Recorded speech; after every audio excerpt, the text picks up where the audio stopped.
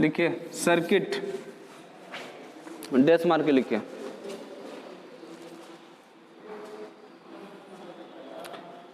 परिपथ लिख के डैश मारिए। लिखिए विद्युत धारा प्रवाह के लिए, विद्युत धारा प्रवाह के लिए तैयार किया गया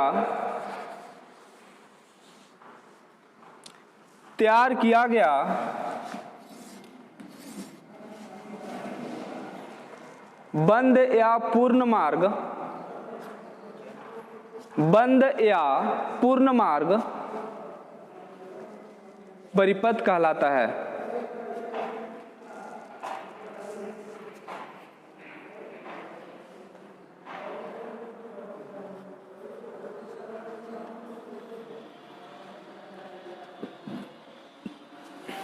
या लिखिए नीचे, या दूसरा डिफिनेशन, या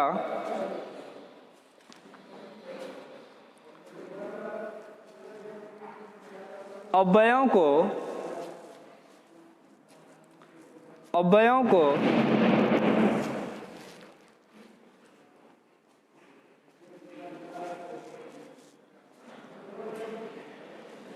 लिखिए अवयवों को सुव्यवस्थित क्रम में,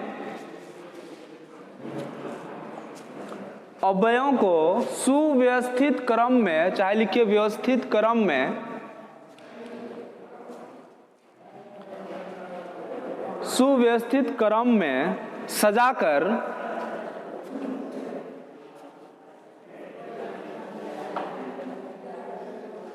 जहां पर वैद्युतिक कार्य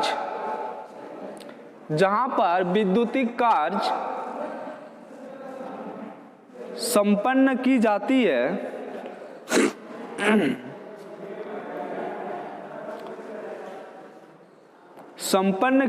है, वो परिपथ कहलाती है।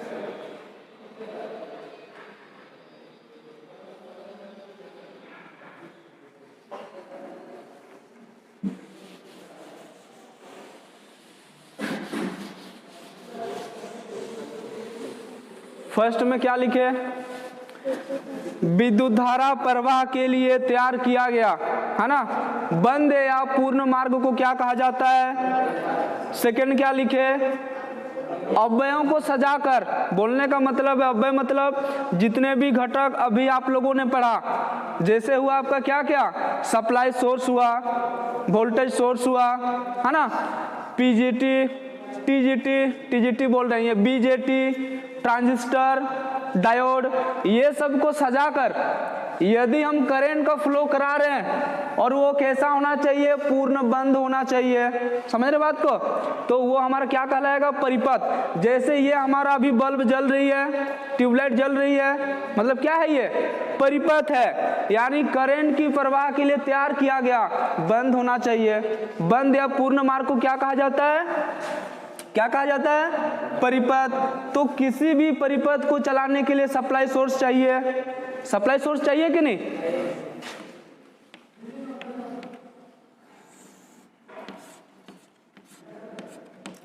ये क्या है हमारा? क्या है? सप्लाई सोर्स गई है। ये क्या है?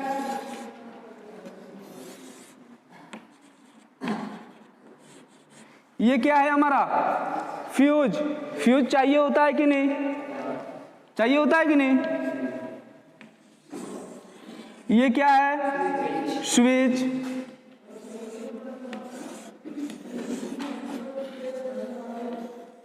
ये क्या है आपके? बल्ब।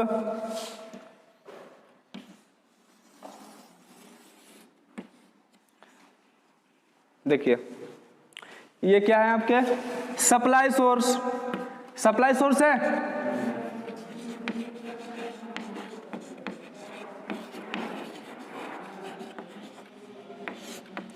सप्लाई सोर्स में क्या क्या हो सकते हैं?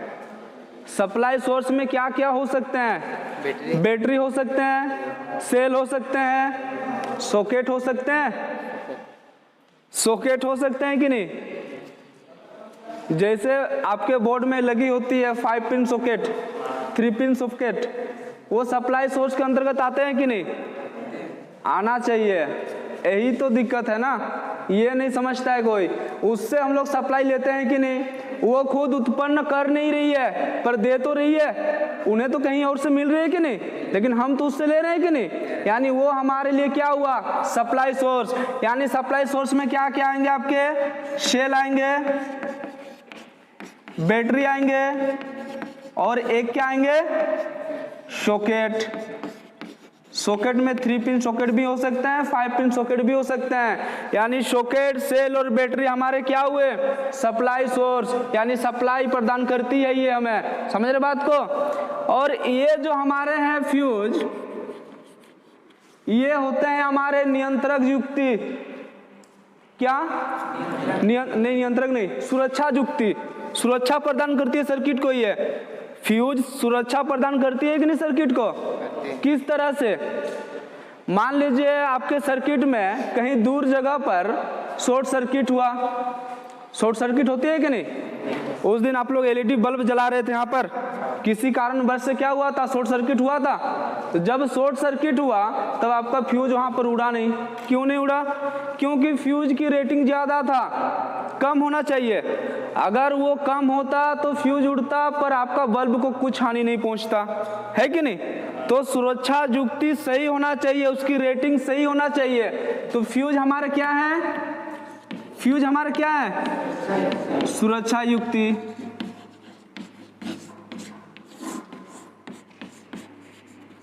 यानी फ्यूज हुए हमारे सुरक्षा युक्ति। और कुछ जानते हैं ऐसा जो सुरक्षा युक्ति होते हैं? Thermal relay. क्या? थर्मल रिले देखे हैं कभी? बता रहे हैं, अपने घरों पर सिंगल फेज वाला मोटर देखें? सिंगल फेज वाला मोटर सब, टुलू पंप सब कभी खोल कर देखिएगा, उसके वाइंडिंग के अंदर एक इतना बड़ा टुकड़ा होगा, थर्मल रिले लगा होगा, है ना? बोलने का मतलब है जब ही वो आपका टुलू पंप ज्यादा हीट होगा ना, वो बंद हो जाता है ऑटोमेटिक। किसकी वजह से? इस थर्मल रिले की वजह से। ज्यादा हीट जैसे ही होगा आपका टुलू पंप, ऑटोमेटिक वो बंद हो जाएगा। आपको लगेगा कि वो खराब हो गया, पर खराब होता नहीं है ना? जब ठंडा हो जाता है फिर आप सप्लाई सोर्स से जोड़ते हैं, क्या फिर से चालू नहीं होता है? क्या चालू होता है कि नहीं? क्यों होता है? क्योंकि जब पहले हीट था थर्मल रिले में, ऑटोमेटिक उसका सप्लाई सोर्स कट दिया यहाँ से। मतलब जो सुरक्षा युक्ति के रूप में थर्मल रिले लगी हुई थी, उसमें तापमान बढ़ने की वजह से वो सर्किट ओपन कर दिया उसको। सर्किट ओपन हो गया मतलब क्या? अब आपका पंप चलेगी? नहीं चलेगी। जब फिर से ठंडा होगा, फिर से आप सप्लाई सोर्स से कनेक्ट कीजिएगा, फिर से चालू हो जाता है। होता है कि नहीं? तो फ्यूज और थर्मल रिले हमारे आते हैं सुरक्षा युक्ति के रूप में। ये कोई भी सर्किट को क्या प्रदान करते हैं? सुरक्षा प्रदान करते हैं। तीसरा है हमारा स्विच, है ना? ये कहलाते हैं आपके नियंत्रक युक्ति, चाहे कहिए इसको नियंत्रित युक्ति।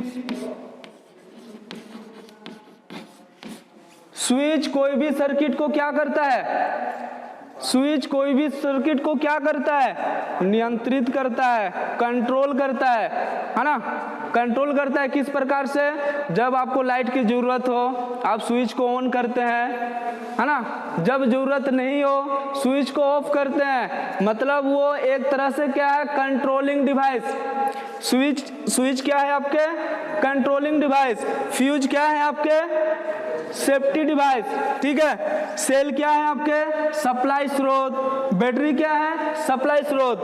तो नियंत्रक युक्ति यानी कंट्रोलर डिवाइस हमारे क्या हुए? स्विच। इसके अलावे और एक होते हैं जिसको कहा जाता है सर्किट ब्रेकर। सर्किट ब्रेकर मतलब MCB, ELCB, RCB होता है ना? MCB मतलब मिनिएचर सर्किट ब्रेकर, ELCB मतलब अर्थ लीकेज सर्किट ब्रेकर। ये सब क्या है आपके? नियंत्रक युक्ति। आप नहीं करते हैं घर पे? पूरी सप्लाई को बंद करने के लिए जाकर तुरंत MCB को नीचे उतार देते हैं, करते हैं कि नहीं? किस लिए? आगे जाके जो परिपथ है उसको नियंत्रित करने के लिए, करते हैं कि नहीं? तो सर्किट ब्रेकर हमारे क्या हुए,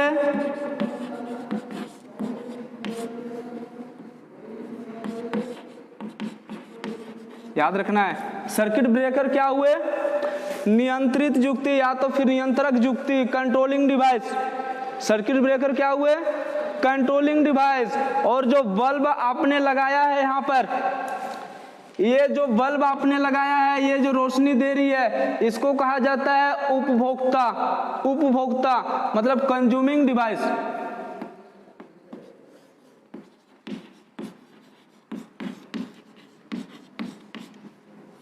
उपभोक्ता मतलब कंज्यूमिंग डिवाइस।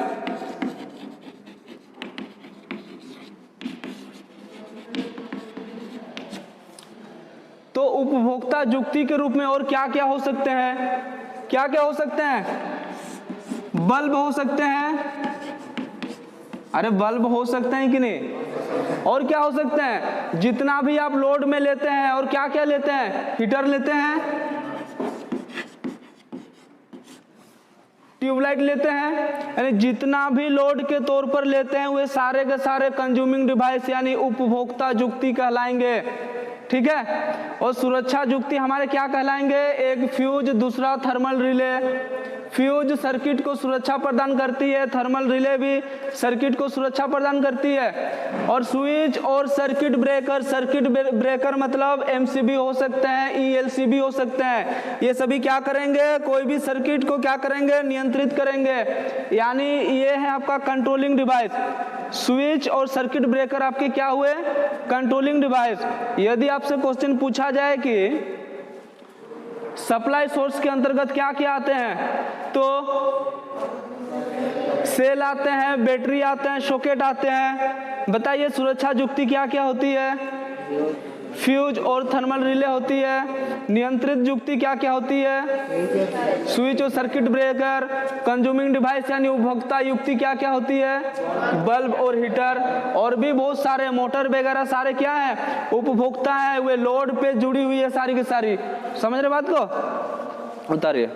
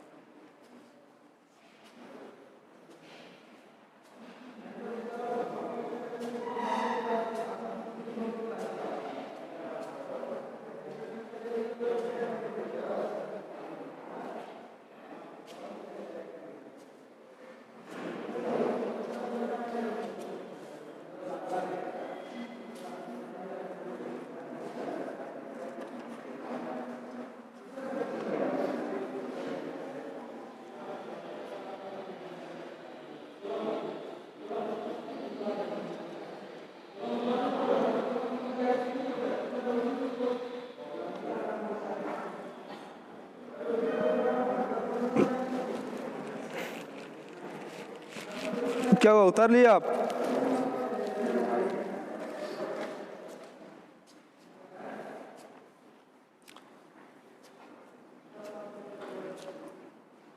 हो गया?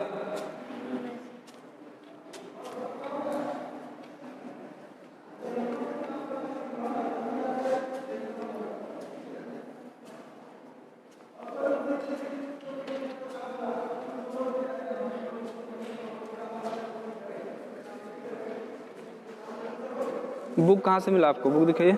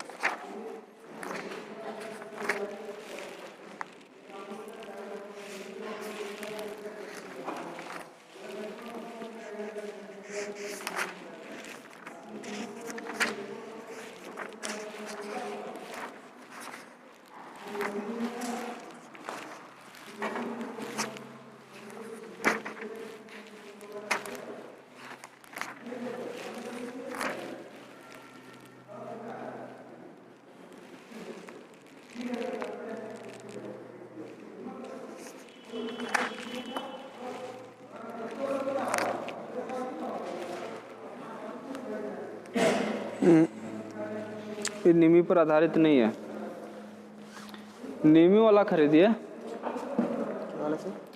निमी पैटर्न वाला खरीदिए। इस बुक से थोड़े पूछेगा, आपके बुक में तो ये दिया हुआ है ही नहीं, ठीक है। निमी के फर्स्ट पेज में ही मिलेगा ये, निमी वाला जो बुक है ना, फर्स्ट पेज पर ही मिलेगा।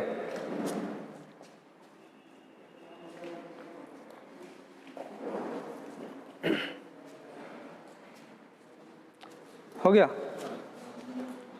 उतार लिए।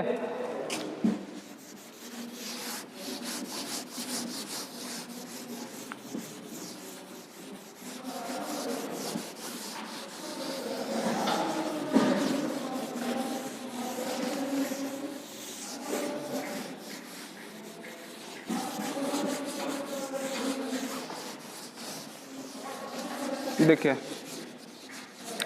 तो किसी भी डीसी परिपथ में या तो फिर एसी परिपथ में क्या क्या चीज होना चाहिए? सप्लाई सोर्स होना चाहिए। फिर से देख लीजिए, सप्लाई सोर्स होना चाहिए। सप्लाई सोर्स के अंतर्गत क्या क्या होना चाहिए? सेल, बैटरी, और क्या होना चाहिए? सॉकेट। ये तो हुए आपके सप्लाई सोर्स, है ना। फिर क्या होना चाहिए? सेफ्टी डिवाइस होना चाहिए।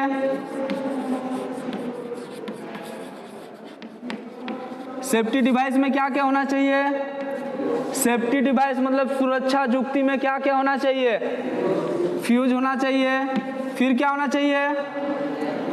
क्या होना चाहिए? Thermal relay.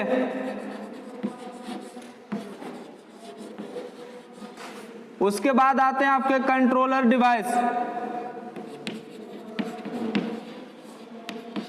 अरे सभी भाषा में लिखा दे रहे हैं, इंग्लिश में भी। कंट्रोलर डिवाइस मतलब नियंत्रक जुक्ति। नियंत्रक जुक्ति के अंतर्गत क्या क्या होना चाहिए? स्विच होना चाहिए। और क्या होना चाहिए? क्या होना चाहिए? Circuit breaker.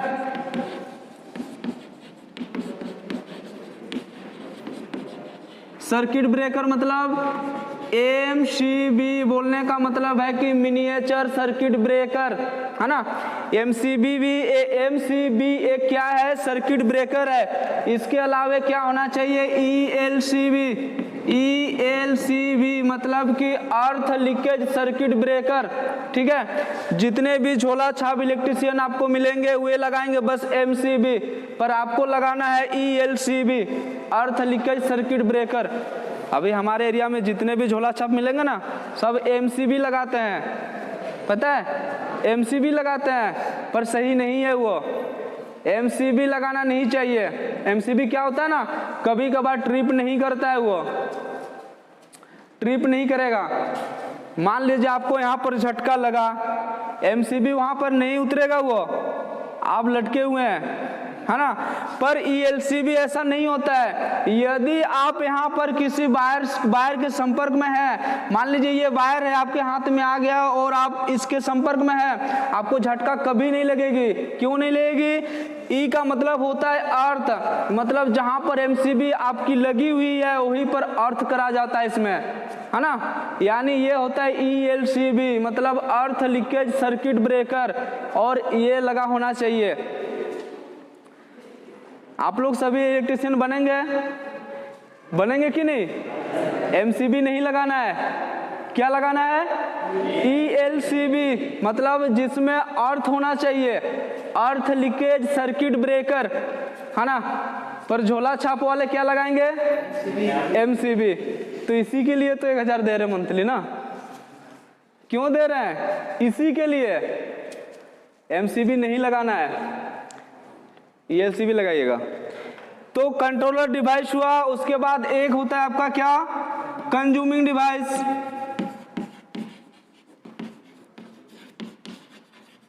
कंज्यूमिंग डिवाइस मतलब उपभोक्ता युक्ति। उपभोक्ता युक्ति मतलब जितना भी आप लोड पर लेंगे, लोड वाले जितना भी है, जितना भी लोड के तौर पर आप जोड़ेंगे, सारे के सारे क्या कहलाएंगे? Consuming device. लोड के तौर पर क्या क्या हो सकते हैं? बल्ब हो सकते हैं, हीटर हो सकती है, मोटर हो सकती है, फैन हो सकती है, ये सारे के सारे कंज्यूमिंग डिवाइस है। एग्जाम में आपसे पूछा जाएगा कि स्विच कौन सी युक्ति है? नियंत्रक युक्ति, सुरक्षा युक्ति, सप्लाई सोर्स, या तो फिर उपभोक्ता युक्ति। बताओ फ्यूज कौन सा युक्ति है? कौन सा? इस तरह से पूछेगा, ठीक है।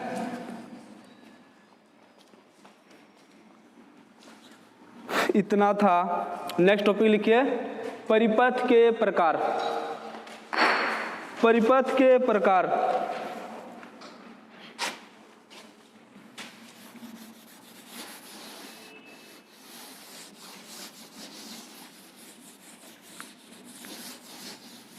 ये टाइम तो ऐसा है ना, खुद हमें पढ़ाने का मन नहीं करता तो आप लोग को क्यों करेगा? वो एनर्जी नहीं मिलता है जो होना चाहिए, है ना। सुबह का टाइम खास होता है, वो एनर्जी और एक इंस्ट्रक्टर में एनर्जी नहीं आएगा तो बच्चा में क्या आएगा, है ना। क्या हुआ? खत्म हो रहा है बोल रहे हैं, सुबह का खाया हुआ इसीलिए एनर्जी नहीं। क्या हो गया? क्या खा क्या है? सब खत्म हो गया, गल गया। गल गया। लिखिए परिपथ के प्रकार। लिखे परिपथ निम्न 4 प्रकार के होते हैं।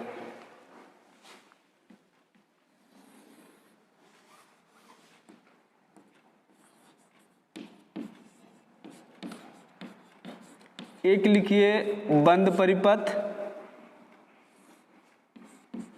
एक लिखिए खुला परिपथ,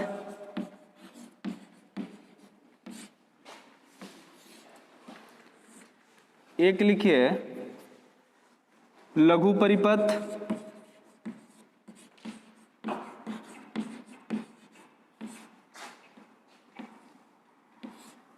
और एक लिखिए लीकेज परिपथ।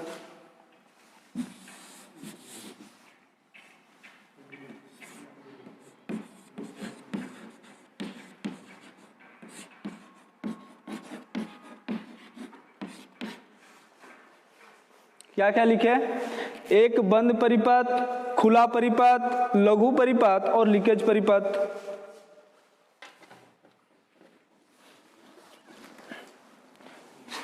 बंद परिपथ मतलब क्लोज सर्किट, शॉर्ट लिख दे रहे हैं, क्लोज CKT मतलब सर्किट। खुला परिपथ मतलब ओपन सर्किट। लघु परिपथ, यहां पर ध्यान देना है, लघु परिपथ मतलब होता है शॉर्ट सर्किट, है ना।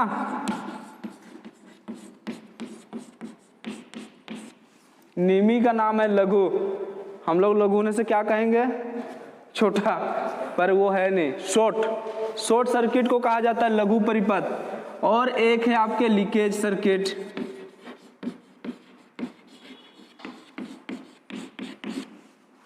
डीसी थ्योरी का सबसे इंपॉर्टेंट पार्ट शॉर्ट सर्किट और लीकेज सर्किट।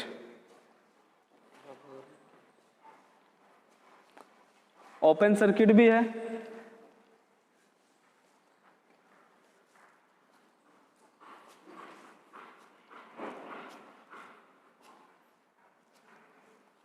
हो गया?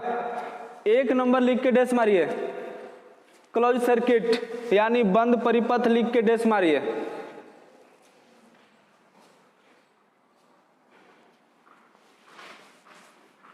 डेस मारे, लिखे ओएसी परिपथ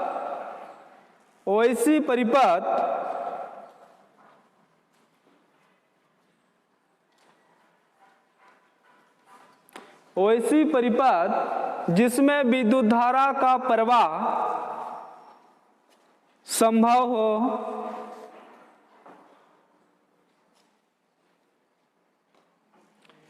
वैसी परिपथ जिसमें विद्युत धारा का प्रवाह संभव हो,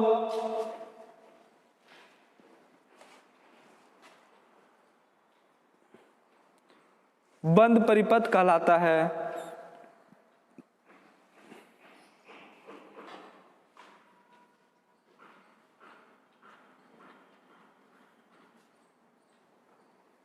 हो गया, देख लीजिए, सोना नहीं है इधर, समझना है। देखिए क्लोज सर्किट में यदि विद्युत धारा का प्रवाह हो रहा है ना, विद्युत धारा का प्रवाह हो रहा है तो क्या हम कह सकते हैं इसमें करंट का मान चल रहा है, विद्युत धारा प्रवाह हो रहा है ना। यदि करंट प्रवाह हो रहा है तो क्या हम नहीं कह सकते उसमें रेजिस्टेंस भी कुछ ना कुछ है, कह सकते हैं कि नहीं। जैसे ये आपके क्लोज सर्किट है, करंट का फ्लो हो रहा है तो क्या रेजिस्टेंस इसमें नहीं होगी, कुछ ना कुछ है, कितना है नहीं पता पर कुछ ना कुछ है ना। यानी बंद परिपथ यानी क्लोज सर्किट में करंट का मान होती है, रेजिस्टेंस का मान होती है। इसमें भी कंफ्यूज होइएगा नहीं तो, करंट होती है, रेजिस्टेंस होती है। नेक्स्ट लिखिए ओपन सर्किट में, डेस मारिए ओपन सर्किट।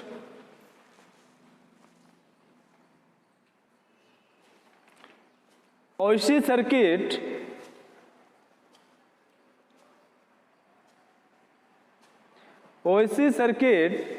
चाहे ओसी परिपथ लिखिए, ओसी परिपथ जिसमें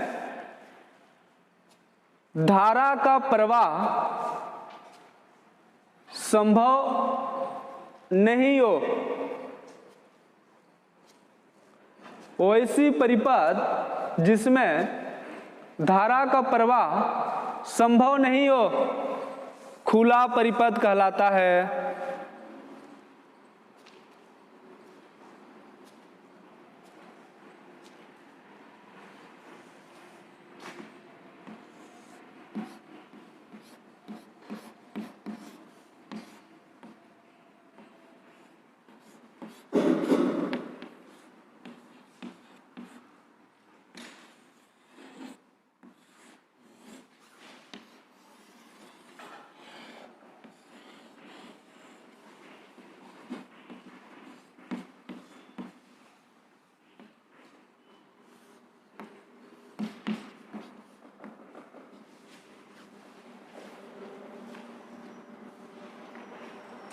बैराग, आप बताओ इसमें धारा का प्रवाह हो रहा है, हाँ बताओ क्यों नहीं, स्विच ऑफ है यानी सर्किट अभी ओपन है, समझ रहे बात को। यानी ये जो परिपथ है अभी ओपन है, खुला हुआ है कि नहीं, खुला हुआ है कि नहीं, क्या है, क्या दिक्कत है,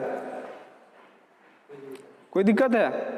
यानी आपका स्विच यदि ऑफ है मतलब सर्किट ओपन है कि नहीं, सर्किट यदि ओपन है तो क्या इसमें करंट का फ्लो हो रहा है, करंट यानी आई का फ्लो हो रहा है, यानी करंट का मान 0 है, कह सकते हैं कि नहीं, कह सकते हैं कि नहीं।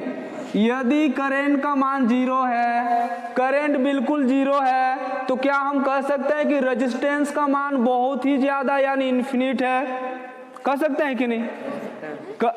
रेजिस्टेंस का मान, रेजिस्टेंस यानी प्रतिरोध का मान, समझ रहे बात को। हम फिगर क्यों बनाए, इसीलिए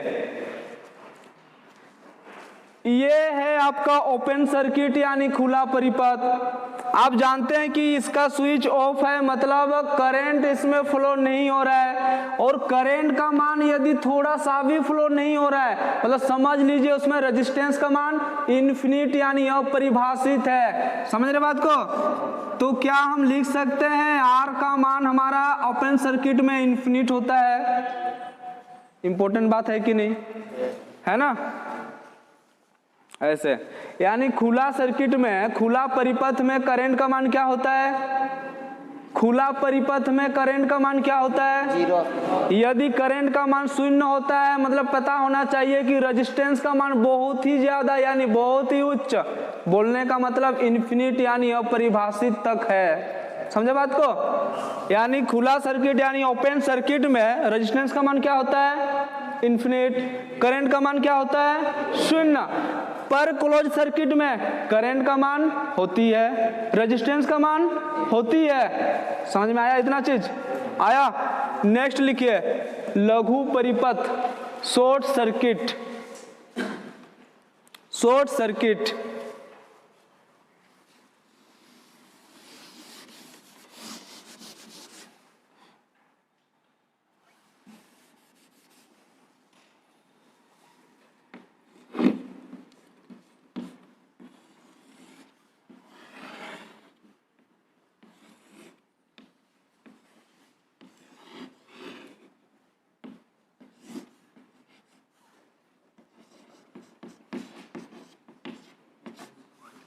लिखिए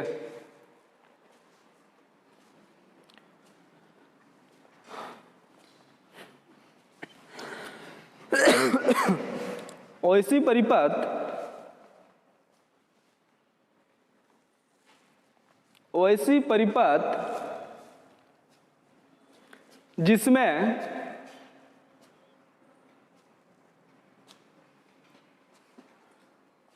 फेज वायर, जिसमें फेज और न्यूट्रल, अगर एसी है तो फेज न्यूट्रल, डीसी है तो धनात्मक और ऋणात्मक, है ना?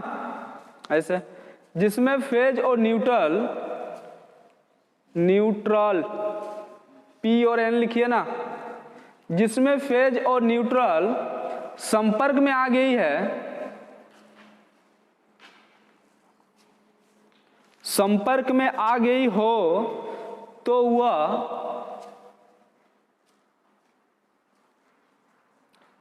वह लघु परिपथ कहलाती है।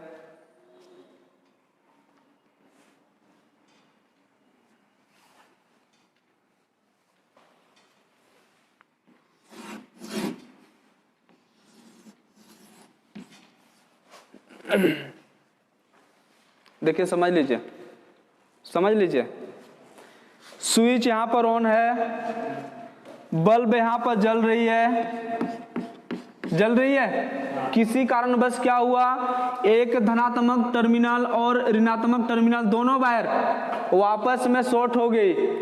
यदि एसी रहा तो क्या कहेंगे, फेज और न्यूट्रल दोनों वायर वापस में शॉर्ट हो गई। किस वजह से? उसका इंसुलेशन खराब होने की वजह से।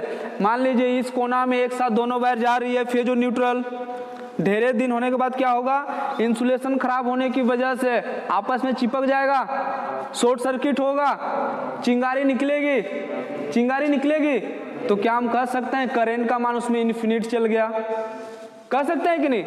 मतलब कि यहाँ पर शॉर्ट सर्किट हुआ तो इस तरीके से चिंगारी निकलेगी कि नहीं? यहाँ से निकलेगी ना, चिंगारी निकली, मतलब उसकी जो इलेक्ट्रॉन है, जो मुक्त इलेक्ट्रॉन है, वो वहां से कूदने लगे बाहर, बाहरी कक्षा में।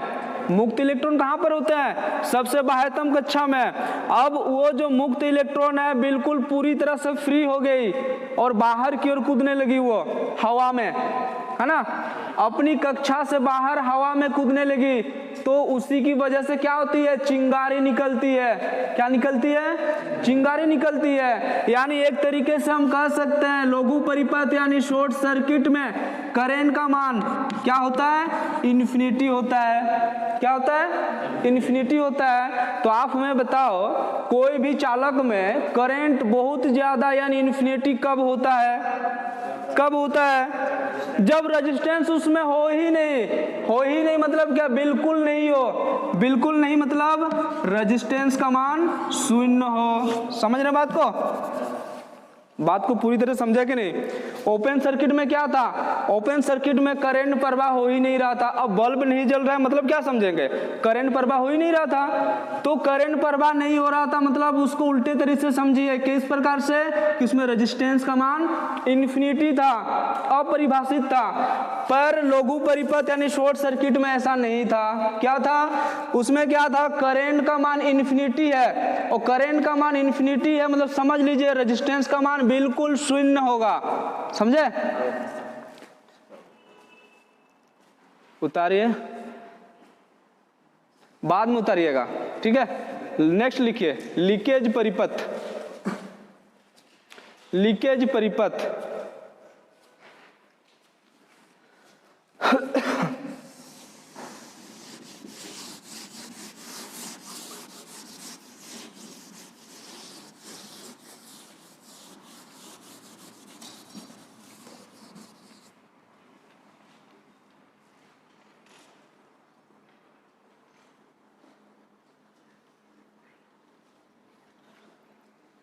लिखिए।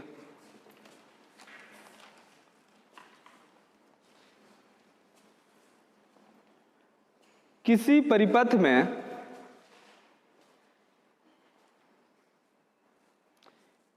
परिपथ में यदि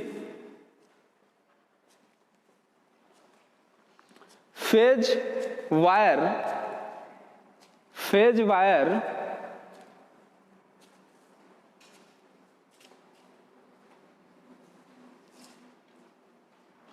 दीवार को या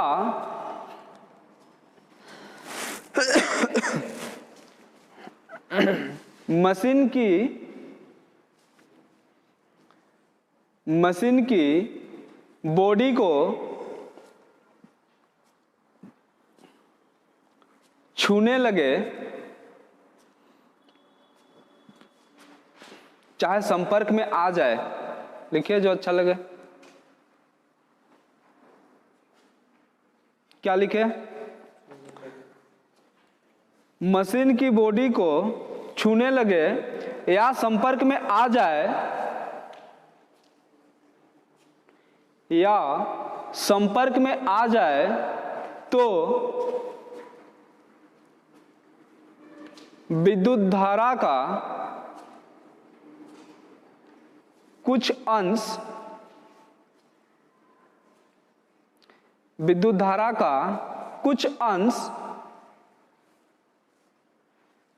उसमें चली जाती है। कुछ अंश उसमें चली जाती है, उसमें मतलब उस दीवार में, उसमें मतलब उस दीवार में, उस मशीन में। बोलते हैं ना बॉडी करंट, बॉडी करंट बोलते हैं आप लोग। बॉडी करंट वो लीकेज करंट है, लीक की वजह से जाता है वो, ठीक है। क्या लिखे? उसमें चली जाती है, वह लीकेज करंट यानी कि लीकेज धारा कहलाती है। नहीं, लीकेज परिपथ कहलाती है। लिखिए, है तो लीकेज धारा पर लीकेज परिपथ कहलाती है। इस प्रकार का परिपथ लीकेज परिपथ कहलाती है। लिखिए,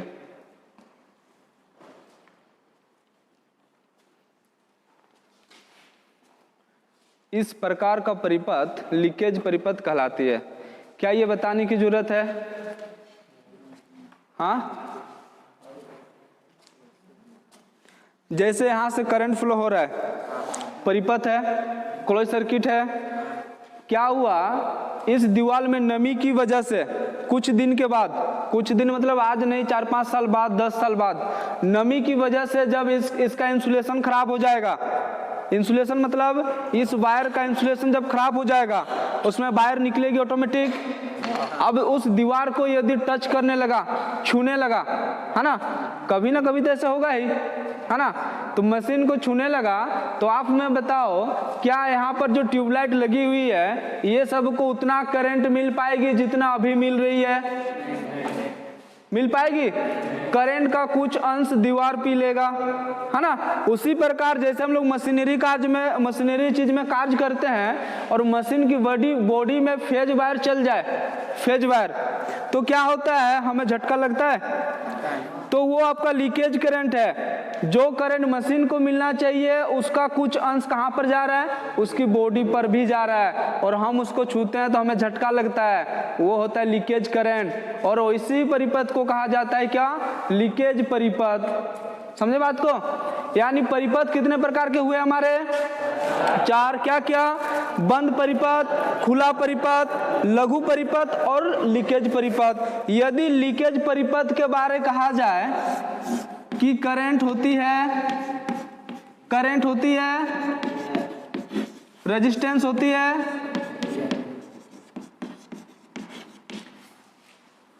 तो बंद परिपथ और लीकेज परिपथ में कुछ अंतर नहीं है। अंतर सिर्फ इतना है कि क्लोज सर्किट में आप जितना वोल्टेज देंगे, जितना करंट देंगे, कंज्यूमिंग डिवाइस को उतना प्राप्त होगी। समझिए बात को। बंद परिपथ में क्या होगा, जितना आप वोल्टेज देंगे उतना कंज्यूमिंग डिवाइस को प्राप्त होगी। मतलब 230 वोल्ट आप दे रहे हैं तो उसको 230 वोल्ट प्राप्त होगी। पर क्या होगा, लीकेज परिपथ में उतना प्राप्त नहीं होगा। जितना आप करंट देंगे उतना करंट कंज्यूमिंग डिवाइस यानी उपभोक्ता युक्ति को प्राप्त नहीं होगा। क्यों नहीं होगा? क्योंकि करंट का कुछ अंश लीकेज सर्किट में चल जाएगा। जहां पर लीक होगा ना तो करंट उधर कुछ रास्ता मोड़ लेगा। यानी कि मान लीजिए आप किसी डिवाइस को, कंज्यूमिंग डिवाइस को 230 वोल्ट दे रहे हैं तो उसको 230 वोल्ट नहीं मिलेगी। कितना मिलेगी? 230 से कम मिलेगी। यानी कुछ वोल्टेज, कुछ करंट लीकेज की वजह से चल गया। समझे बात को? दूसरी बात, खुला परिपथ और लघु परिपथ में, खुला परिपथ हम लोग कब कहेंगे, जब करंट उसमें प्रवाह होगी ही नहीं। यदि करंट का मान 0 हुआ तो समझ लीजिए रेजिस्टेंस का मान इन्फिनिटी, रेजिस्टेंस का मान इन्फिनिटी। और लघु परिपथ, शॉर्ट सर्किट हम लोग कब कहेंगे, जब उसमें चिंगारी निकलेगी। चिंगारी निकलेगी मतलब इलेक्ट्रॉन बाह्यतम कक्षा से कूदने लगेगी। जो मुक्त इलेक्ट्रॉन होंगे वो कूदने लगेंगे, मतलब चिंगारी निकलेगी।